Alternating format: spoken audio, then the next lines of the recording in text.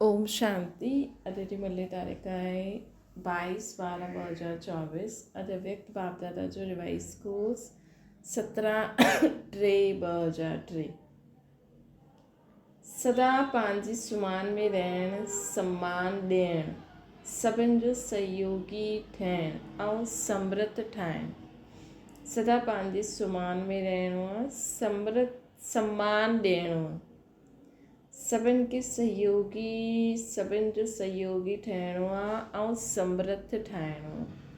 अॼु भाग्य विधाता बाप दादा चारों ओर जे हर ॿार जे मस्तक में भाग्य जी 3 रेखायूं ॾिसनि पिया, 3 लकीरियूं ॾिसनि पिया।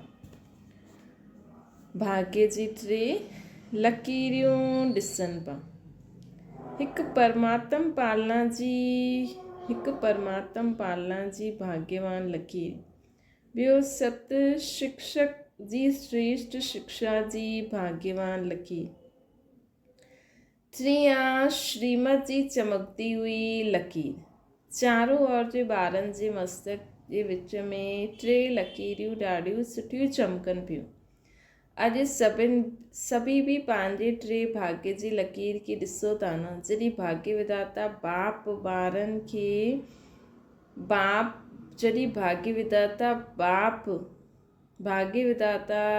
ॿारनि जो बाप आहे त सभिनि खां श्रेष्ठ भाग्य ॿियो कंहिंजो थी सघंदो आहे। बाप दादा ॾिसनि पिया कि विश्व जी अनेक करोड़ आत्मायूं आहिनि, लेकिन उन करोड़ मां 6 लख परिवार आहिनि।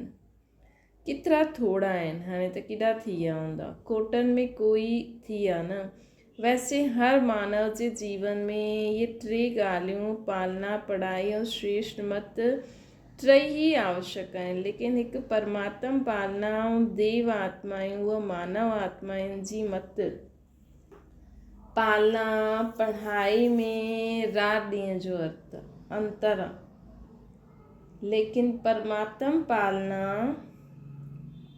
देव आत्मा व मानव आत्माउनि जी मत पालना पढ़ाई में रात ॾींहं जो अंतर आहे। त एतिरो श्रेष्ठ भाग्य जो संकल्प में बि न हुयो, लेकिन हाणे हर हिक जो दिलि ॻाईंदो आहे कि पाए वतो या पाइणो आहे, छा चईंदो, पाए वतो न। बाप बि अहिड़े ॿारनि जे भाग्य खे ॾिसी हर्षित थींदा आहिनि, है न। अगरि असां एकांत में बि वीचार कंदासीं त असांखे छा मिलियो आहे। ॿार चईंदा आहिनि वाह बाबा वाह, बाप चईंदा आहिनि वाह ॿार वाह। बसि हिन ई भाग्य खे सिर्फ़ु स्मृति में न रखिणो आहे, लेकिन सदा स्मृति स्वरूप रहणो आहे। कई ॿार सोचता ॾाढो सुठा आहिनि, लेकिन सोचण स्वरूप में न लाहींदा आहिनि, स्मृति स्वरूप ठाहींदा आहिनि। स्मृति स्वरूप सो समृद्धि स्वरूप, सोचण स्वरूप समृद्धि स्वरूप न थींदो आहे। स्मृति स्वरूप सो समृद्ध स्वरूप, स्मृति में अचे ऐं समृद्धि जो कमु करो। सोचदा ई रहंदा त न थींदो। बाप दादा ॿारनि जी भिन्न भिन्न लीलायूं ॾिसी मुस्कुराईंदा रहंदा आहिनि। कई सोचदा स्वरूप रहंदा आहिनि, स्मृति स्वरूप सदा न रहंदा आहिनि। कॾहिं सोचदा स्वरूप आहिनि, कॾहिं स्मृति स्वरूप आहिनि। जो स्मृति स्वरूप रहंदा आहिनि वो निरंतर नेचुरल स्वरूप रहंदा आहिनि, है न। जो सोचदा स्वरूप रहंदा आहिनि उन्हनि खे महिनत करणी पवंदी आहे। ये संगम युग महिनत जो युग न आहे, सर्व प्राप्तियुनि जे अनुभवनि जो युग आहे। 63 जन्म महिनत कई, लेकिन हाणे महिनत जो फल प्राप्त करण जो युग अर्थात समय। बाप दादा ॾिसनि पिया कि देह भान जी स्मृति में रहण में छा महिनत कई, देह भान जी स्मृति में रहण में छा महिनत कई। मां फलानो आहियां, इहा महिनत कई, नेचुरल रहियो न, नेचर ठही वई न। बॉडी कॉन्शियस बि एतिरी पक्की नेचर थी वई आहे, जो हाणे बि कॾहिं कई ॿारनि खे आत्म अभिमानी ठहिण में बॉडी कॉन्शियस पंहिंजी तरफ़ खींचदो आहे। सोचदा आहिनि मां आत्मा आहियां, लेकिन देहभान अहिड़ो नेचुरल थी वियो आहे जो बार बार न चाहींदे न सोचदे देहभान में अची वेंदा आहिनि। बाप दादा चईंदा आहिनि हाणे मरिजी विया जन्म में आत्म अभिमानी अर्थात देही अभिमानी स्थिति बि अहिड़ी ई नेचुरल ऐं नेचर थी वञे।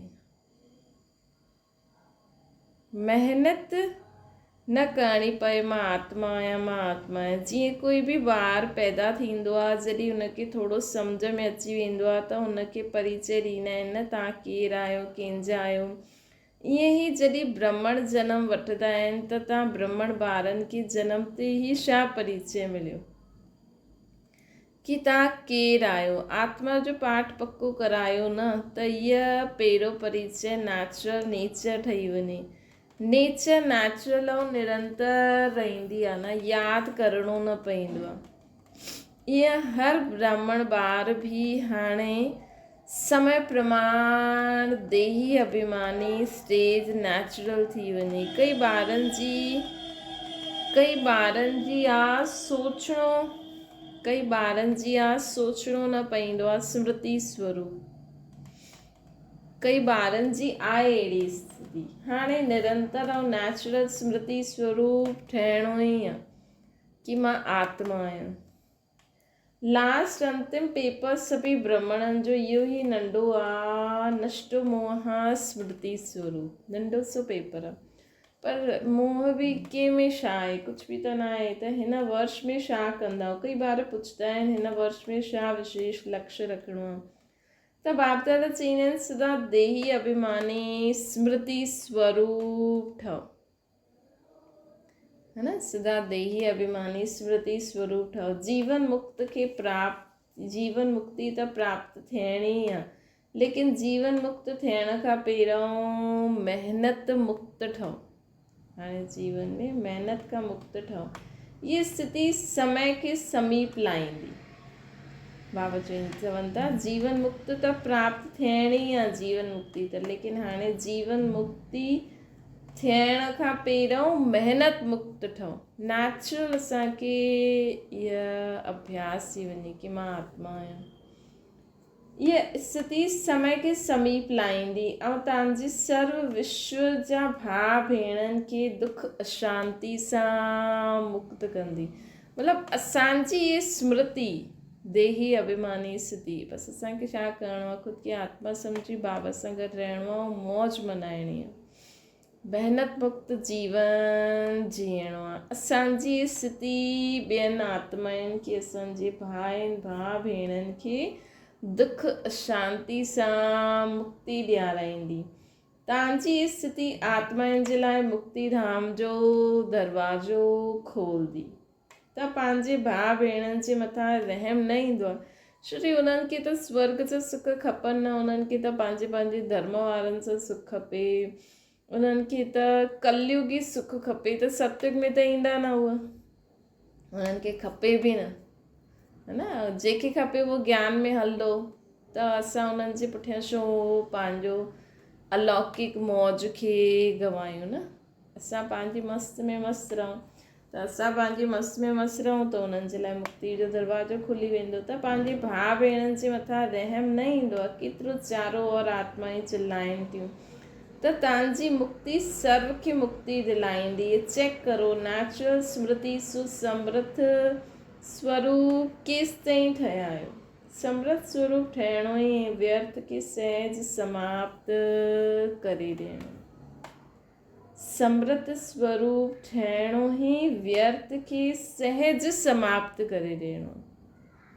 जॾहिं असां शक्तिशाली स्थिति में स्थित थी वेंदासीं त व्यर्थ आप ई समाप्त थी वेंदो। बार बार महिनत न करणी पवंदी। हाणे हिन वर्ष बाप दादा ॿारनि जे स्नेह में कोई बि ॿार जी कहिड़ी बि समस्या में महिनत ॾिसणु न चाहींदा आहिनि। हाणे हिन वर्ष बाप दादा ॿारनि जी स्नेह में कोई बि ॿारनि जी कहिड़ी बि समस्या में महिनत न ॾिसणु चाहींदा आहिनि। जेको थींदो आहे न, हेॾी माण्हू महिनत कंदो रहंदो आहे, हीअ समस्या हिन में हीअ महिनत। त हाणे कोई बि ॿार कहिड़ी बि समस्या में महिनत न ॾिसणु चाहींदो। समस्या समाप्त ऐं समाधान समृत स्वरूप। सर्व प्रकार जी समस्या समाप्त ऐं समाधान समृत स्वरूप, शक्तिशाली स्वरूप थी वेंदो। बाबा चवनि था समस्या समाप्त और समाधान समृत स्वरूप। हाणे हाणे बाबा खे ॾेई करे सभु कुझु समाप्त, सभु कुझु तुंहिंजो तुते अर्पण, ऐं असां शक्तिशाली स्थिति में स्थित थी वञूं, है न। कम से कम असां इहे सोचूं कि असांजी कुझु चइण सां करण सां कुझु न थींदो। असां पंहिंजी शक्तिशाली स्थिति में स्थित थींदासीं त आपे ई सभु कुझु सॉल्व थी वेंदो। छा इहो थी सघंदो आहे? चओ दादियूं थी सघंदो आहे, टीचर्स चओ थी सघंदो आहे, पांडव थी सघंदो आहे। पोइ बहानो न ॿुधाइणो आहे इहा हुयो न, इहा थियो न, इहा न थींदो त न थींदो, इहे न थिया त न थिया। बाप दादा ॾाढी मिठी मिठी खेल ॾिसी चुकिया आहिनि। कुझु बि हुजे, हिमालय सां बि वॾो 100 गुणा समस्या जो स्वरूप हुजे, चाहे तन द्वारा, मन द्वारा, व्यक्ति द्वारा, प्रकृति द्वारा समस्या, परिस्थिति असांजी स्वस्थिति जे अॻियां कुझु बि न आहे। बाबा चवनि था इहे सभु असांजी स्वस्थिति जे अॻियां कुझु न आहे। ऐं स्वस्थिति जो साधना स्वमान में रहण, कि मां कहिड़ा, मां शक्तिशाली आत्मा आहियां, मां निराकार बाप जी संतान आहियां। एॾा सारा बाबा सुमान ॾिना अथई। सभिनि खां सुठो सुमान आहे मां सर्वशक्तिवान जी संतान, मास्टर सर्वशक्तिवान आहियां। मां बाबा जी संतान आहियां, है न। नेचुरल रूप में सुमान हुजे, यादि करिणो न पए, बार बार महिनत न करणी पए। न न न, मां स्वदर्शन चक्रधारी, मां नूरे रतन, मां दिल तख्त नशीन आहियां। कोई थियणो आहे छा? केरु थियणो आहे? बाबा चवनि था कल्प पहिरियों केरु ठहिया हुया ऐं ठहिया हुया या हाणे ठहनि? तव्हां ई ठहिया हुयो न। ॿियो कोई ठहियो हुयो या तव्हां ई ठहिया हुयो? तव्हां ई ठहिया हुयो न। तव्हां ई हर कल्प तव्हां ई ठहींदव, इहे निश्चित आहे। ॾिसो बाबा असांजे लाइ केॾो कॉन्फिडेंस आहे कि बाबा खे, कि तव्हां ई हुयो, तव्हांखे ई ठहिणो आहे ऐं हर कल्प तव्हां ई ठहींदव। बाप दादा सभु चेहरा ॾिसनि पिया, इहे उहे ई कल्प पहिरियों वारा आहिनि। इहे कल्प जा आयो या अनेक कल्प जा आयो? अनेक कल्प जा आयो न, हथ उठायो जो हर कल्प वारा आहिनि। पोइ त निश्चित आहे न तव्हां वटि सर्टिफिकेट मिली वियो न, कि वठिणो आहे, मिली वियो न, मिली वियो आहे या वठिणो आहे। कल्प पहिरियों मिली वियो, हाणे छो न मिलंदो आहे? त इहे ई स्मृति स्वरूप ठहो कि सर्टिफिकेट मिलियो आहे, चाहे पास विद ऑनर्स जो, चाहे पास, चाहे इहे फ़र्क़ु थी वेंदो आहे। लेकिन असां ई आहियूं, पको आहे न कि ट्रेन में वेंदे वेंदे भुलिजी वेंदव, प्लेन में वञी करे उड़ी वेंदव न। जीअं ॾिसो हिन वर्ष संकल्प दृढ़ कयो कि शिवरात्रि चारों ओर उमंग उत्साह सां मनाइणी आहे, मनाए वरिती न। दृढ़ संकल्प सां जो सोचियो उहो थी वियो न। त इहे कंहिं ॻाल्हि जी कमाल आहे, एकता ऐं दृढ़ता। सोचियो हुयो 67 प्रोग्राम करण जो, लेकिन बाप दादा ॾिठईं कि उनखां बि ज़्यादा कई ॿारनि प्रोग्राम कयो। इहा आहे समृत स्वरूप जी निशानी, उमंग उत्साह जो प्रत्यक्ष प्रमाण। बाबा चवनि था इहा समृत स्वरूप जी निशानी, उमंग उत्साह जो प्रत्यक्ष प्रमाण कि 67 प्रोग्राम प्लान कया, लेकिन उनखां बि ज़्यादा थी विया। स्वतः ही चारों ओर करे वरिता। ईअं ई सभु मिली करे हिकु ॿ खे हिमत वधाए करे संकल्प करो, हाणे समय के समीप लाइणो ई आहे, आत्माउनि खे मुक्ति दिलाइणी आहे। लेकिन तॾहिं थींदो जॾहिं तव्हां सोचणो स्मृति स्वरूप में लाहींदव, मतिलबु जो सोचंदव न हुनखे स्मृति में लाहींदव। भई असां सोचियो मां आत्मा फलानी आहियां, त उहो स्मृति में लायो, है न। बाप दादा ॿुधाई कि फॉरेन वारनि जी बि विशेष स्नेह मिलन व मीटिंग आहे, ऐं भारत वारनि जी बि मीटिंग आहे। त मीटिंग में सिर्फ़ु सेवा जो प्लान न ठाहिणो आहे लेकिन बैलेंस जो बि ठाहिणो आहे। अहिड़ो हिक ॿिए खे सहयोगी ठहो जो सभी मास्टर सर्वशक्तिवान ठही वञनि, उड़दा हलनि, दाता ठही करे सहयोग ॾियो, ॻाल्हियूं न ॾिसो, सहयोगी ठहो, सुमान में रहो, सम्मान ॾेई करे सहयोगी ठहो, है न। कंहिंमें न कंहिंमें कोई न कोई ॻाल्हि कमी कमज़ोरी या कोई ॻाल्हि थी वेंदी आहे, चलो थी वई, चलो हिन जो बि कल्याण थिए, सभु ठीकु थी वेंदो। सुमान में रहो, सम्मान ॾेई करे सहयोगी ठहो। छो जे कहिड़ी बि आत्मा खे अगरि तव्हां दिलि सां सम्मान ॾींदव त इहे ॾाढो वॾो पुण्य आहे। छो जी कमज़ोर आत्मा खे उमंग उत्साह में लायो त केॾो वॾो पुण्य कयो न। किरे उहे खे किराइणो न आहे, गले लॻाइणो आहे। कीअं गले लॻाइणो आहे, मतिलबु हुनखे उमंग उत्साह में लाइणो आहे। अर्थात ॿाहिरां खां गले न लॻाइणो, गले लॻाइण अर्थात बाप समान ठाहिण, उनखे सहयोग ॾियणु। त पुछो न कि हिन वर्ष छा छा करिणो आहे, बसि सम्मान ॾियणो आहे ऐं सुमान में रहणो आहे, है न। सर्व खे सम्मान ॾियणो आहे ऐं सुमान में रहणो आहे। समृत ठही समृत ठाहिणो आहे, व्यर्थ जी ॻाल्हियुनि में न वञिणो आहे। जो कमज़ोर आत्मा आहे ही कमज़ोर, हुनजी कमज़ोरी खे ॾिसंदा रहंदव त सहयोगी कीअं ठहींदव। सहयोग ॾियो त दुआयूं बि मिलंदियूं। सभिनि खां सहज पुरुषार्थ आहे, ॿियो कुझु बि न करे सघंदा आहियो त सहज पुरुषार्थ आहे, दुआयूं ॾियो, दुआयूं वठो, सभिनि जो ई कल्याण थिए, है न। सम्मान ॾियो ऐं महिमा योग्य ठहो। सम्मान ॾियण वारो ई सर्व द्वारा माननीय ठहींदो आहे, ऐं जेतिरो हाणे माननीय ठहींदव ओतिरो ई राज्य अधिकारी ऐं पूज्य आत्मा ठहींदव। बाबा चवनि था जेतिरो ई हाणे तव्हां छा ठहींदव, माननीय ठहींदव। सम्मान ॾियण वारा ई सर्व द्वारा माननीय ठहींदा आहिनि। जेतिरो असां हाणे ॿियनि खे सम्मान ॾींदासीं, है न, ओतिरो असां माननीय ठहींदासीं। जेतिरो हाणे माननीय ठहींदव ओतिरो ई राज्य अधिकारी पूज्य आत्मा ठहींदव।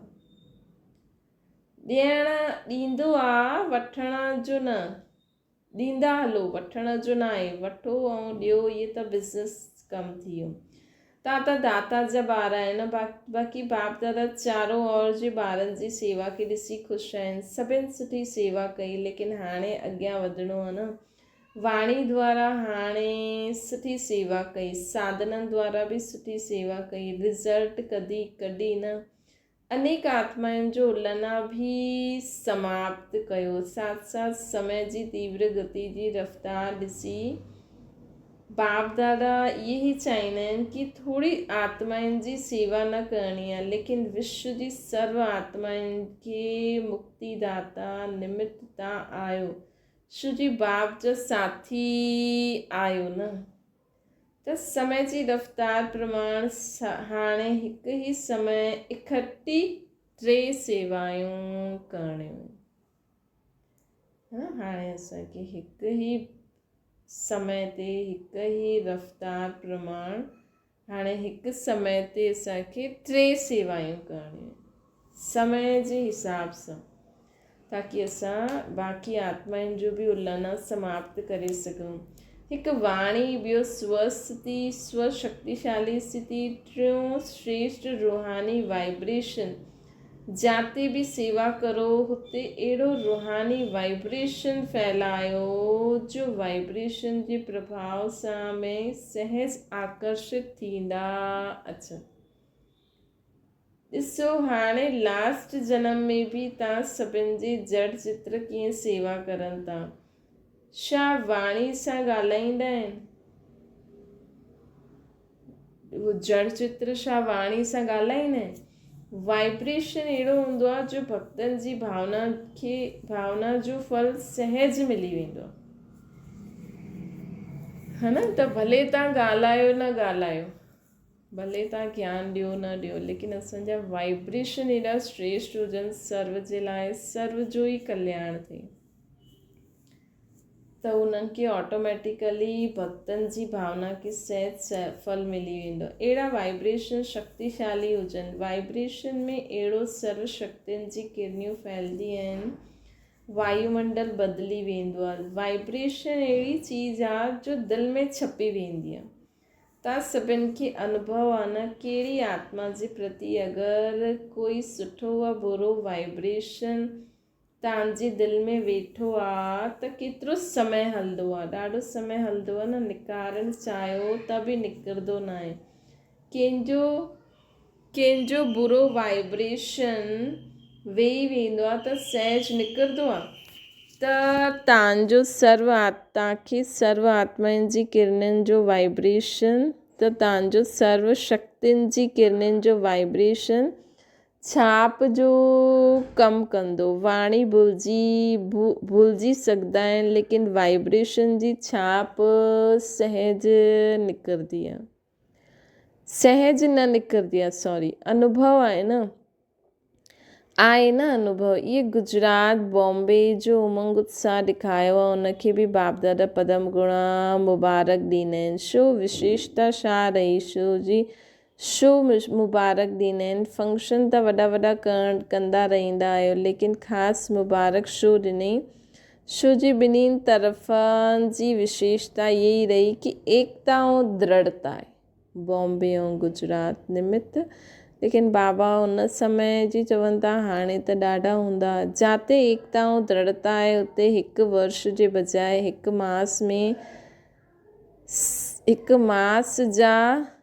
वर्ष जे बजाए हिकु मास जे समान, मतिलबु जिते एकता और दृढ़ता हूंदी आहे न उते सहज सभु मिली जुली करे कंदा आहिनि।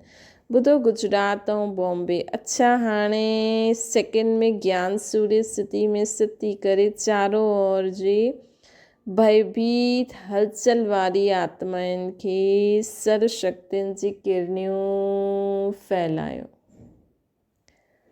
ॾाढा भयभीत आहिनि, शक्ति ॾियो, वाइब्रेशन फैलायो। अच्छा, बाप दादा ड्रिल करायूं। चारों ओर जे ॿारनि जे भिन्न भिन्न यादि प्यार समाचार जा पत्र ऐं ईमेल बाप दादा वटि पहुची विया। हर हिकु चईंदो आहे मुंहिंजी बि यादि ॾिजो, मुंहिंजी बि यादि ॾिजो। बाप दादा चईंदा आहिनि हर हिकु प्यारा ॿारनि जी बाप दादा वटि यादि पहुची वई। बाप दादा चईंदा आहिनि हर हिकु प्यारे ॿारनि जी बाप दादा वटि यादि पहुची वई। दूर वेठे बि बाप दादा जी दिलि तख्त नशीन आहिनि, दूर वेठे बि बाप दादा जी दिलि तख्त नशीन आहिनि। त तव्हां सभिनि खे जंहिं बि चयो न यादि ॾियणु त बाबा वटि पहुची वई। इहे ई ॿारनि जो प्यारु आहे ऐं बाप जो प्यारु ॿारनि खे उड़ाईंदो आहे। अच्छा, चारों उड़ाईंदो मतिलबु कि ईअं शरीर सां न, लेकिन असां ॻाल्हियुनि खे जल्दी पार करे वेंदा आहिनि। जो बाबा चई न कि कोई बुरी ॻाल्हि, अहिड़ी वेड़ी ॻाल्हि जो छाप विझी छॾंदी आहे, हुन छाप सां जल्दी निकिरी सघंदा आहियूं, हुन नेगेटिव छाप सां। त ईअं बाबा जो ठहिण खां पोइ चारों ओर जे इहे ई ॿारनि जो प्यारु ऐं बाप जो प्यारु ॿारनि खे जल्दी उड़ाए ॾींदो, मतिलबु जल्दी पार कराए छॾंदो आहे हर सिचुएशन। चारों ओर जे अति श्रेष्ठ भाग्यवान कोटनि में कोई विशेष आत्माउनि खे चारों ओर जे अति श्रेष्ठ भाग्यवान कोटन में कोई विशेष आत्माइन खे सदा स्वमान में रहण वारी सम्मान ॾियण वारा।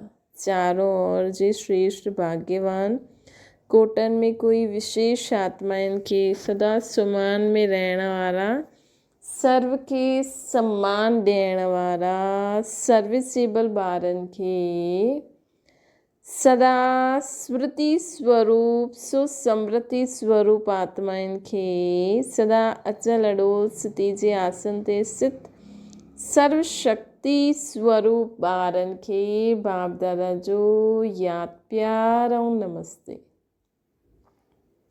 असांजी बि माता पिता बाप दादा खे यादि प्यार गुड मॉर्निंग ऐं नमस्ते। दादी जी सां बाप दादा ॻाल्हाइनि था। बाप दादा तव्हांजे मथां विशेष ख़ुशि आहिनि। छो ख़ुशि आहिनि? विशेष हिन ॻाल्हि ते ख़ुशि आहिनि कि जीअं ब्रह्मा बाप सभिनि खे ऑडर कंदा हुया न, ईअं करिणो आहे, हाणे करिणो आहे, ईअं तव्हां बि ब्रह्मा बाप खे फॉलो कयो।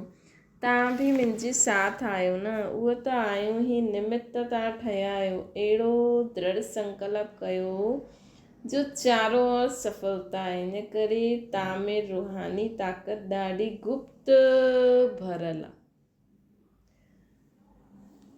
तबियत ठीकु आहे, रूहानी शक्ति एतिरी भरियल आहे जो तबियत कुझु बि हुजे, कुझु बि न आहे त जो तबियत कुझु बि न आहे, है ना। अगरि रूहानी शक्ति हूंदी त तबियत कुझु बि न आहे। कमाल आहे न।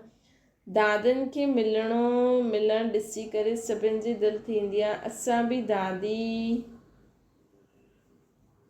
हूंदा त मिलंदा न।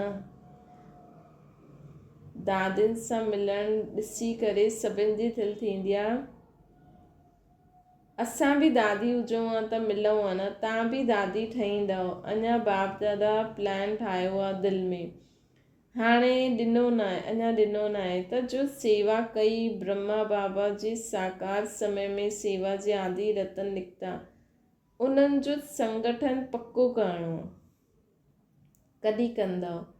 जॾहिं तव्हां करो। ये ड्यूटी तव्हांजी आहे। जानकी ॾाॾी खे बाबा चई तव्हांजे दिलि जो संकल्प बि आहे न। छो जी जीअं तव्हां दादियुनि जो एकता ऐं दृढ़ता जो संगठन पक्को आहे, ईअं आदि सेवा जे रत्ननि जो संगठन पक्को आहे। इन जी ॾाढी आवश्यकता आहे। छो जी सेवा त वधणी आहे त संगठन जी शक्ति जो चाहे वो करे सघंदी आहे। संगठन जी निशानी जो यादगार 5 पांडव 5 आहिनि, लेकिन संगठन जी निशानी आहे। अच्छा, हाणे जो साकार ब्रह्मा जे हूंदे हुए सेवा जे लाइ सेंटर ते रहिया, सेवा में लॻिया, उहो उठो।